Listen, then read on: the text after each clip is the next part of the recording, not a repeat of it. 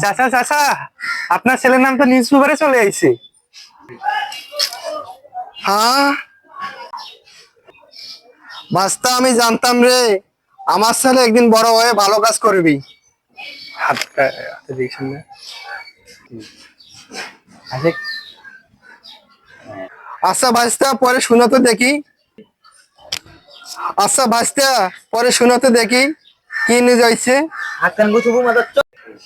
আচ্ছা চাচা শোনেন, মোহাম্মদ মিরাজ ইসলামের ছেলে মোহাম্মদ জুবাইর কাল রাত 10টার সময় নীলফামারী আবাসিক হোটেলে দুই যুবতী বাইয়া নিয়ে ধরা খেয়েছে।